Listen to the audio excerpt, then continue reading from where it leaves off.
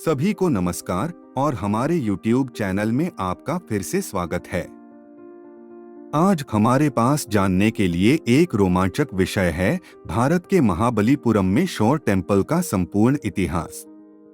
इस शानदार वास्तुशिल्प चमत्कार के दिलचस्प अतीत में गोता लगाने के लिए तैयार हो जाइए। तो आइए समय के माध्यम से अपनी यात्रा शुरू करें।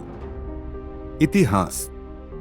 हमारी कहानी 7वीं शताब्दी में पल्लव राजवंश के शासनकाल के दौरान शुरू होती है। महाबलीपुरम, जिसे मामल्लपुरम के नाम से भी जाना जाता है, भारत के तमिलनाडु में कोरोमंडल तट पर एक हलचल भरा बंदरगाह शहर था। यह व्यापार का केंद्र और सांस्कृतिक और कलात्मक उत्कृष्टता का एक संपन्न केंद्र था। इस मंदिर का निर्माण ग्रेनाइट ब्लॉकों का उपयोग करके किया गया था और यह बंगाल की खाड़ी की ओर देखता हुआ स्तब्ध खड़ा है। पल्लव राजवंश। शोर टेम्पल के महत्व को सही मायने में समझने के लिए हमें सबसे पहले पल्लव राजवंश के बारे में जानना होगा। पल्लव कला, वास्तुकला और साहित्य के प्रसिद्ध संरक्षक थे।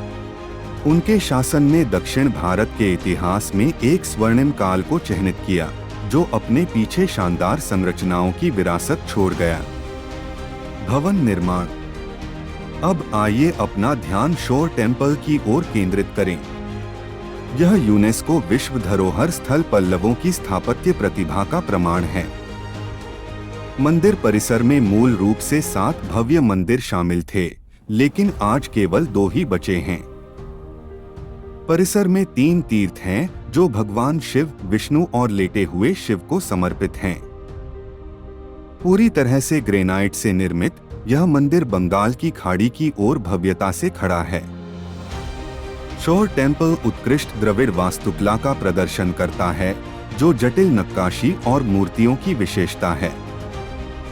इसका मुख्य मंदिर भगवान शिव को समर्पित है, जबकि छोटा मंदिर भगवान विष्णु को समर्पित है।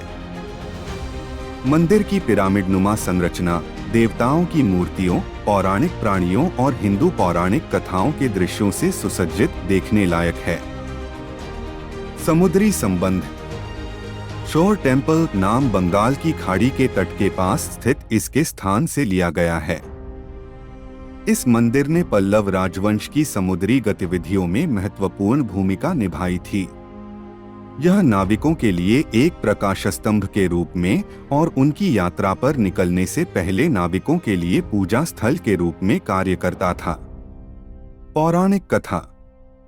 प्रत्येक भव्य संरचना पौराणिक कथाओं और दैवीय महत्व की कहानियों को समेटे हुए है। शोर टेम्पल कोई अपवाद नहीं है।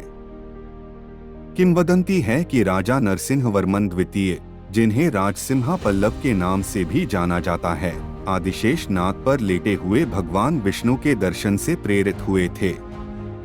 दृष्टि ने उन्हें देवता के सम्मान में मंदिर बनाने के लिए प्रेरित किया।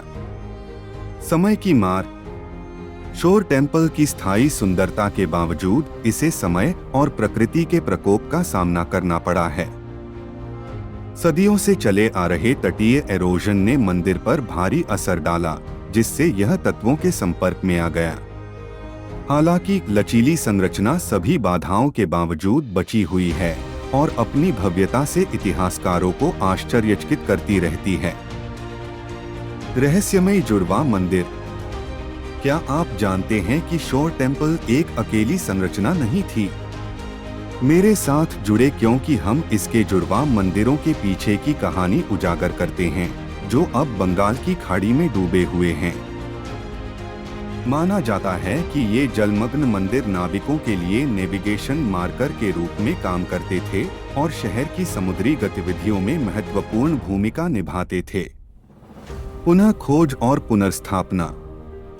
20वीं सदी में शोर टेम्पल को संरक्षित और पुनर्स्थापित करने के प्रयास किए गए।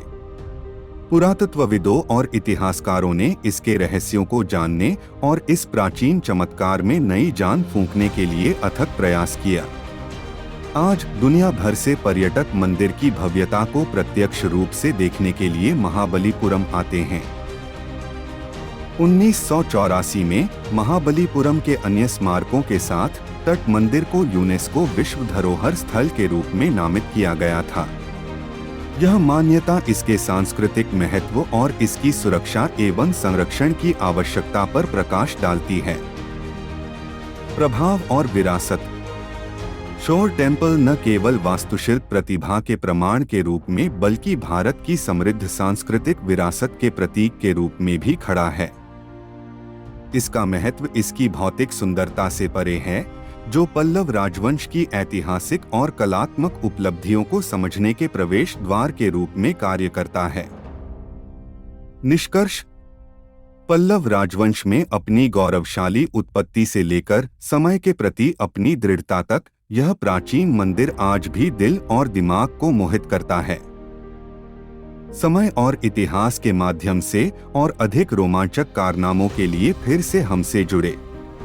अगली बार तक उत्सुक बने रहें। यदि आपने शोर टेम्पल के इतिहास की इस खोज का आनंद लिया है तो इस वीडियो को अवश्य लाइक करें और अधिक मनोरम ऐतिहासिक सामग्री के लिए हमारे चैनल को सब्सक्राइब करें। कोई भी एपिसोड मिस न हो इसके लिए नोटिफिकेशन बेल दबाना न भूलें। देखने के लिए धन्यवाद।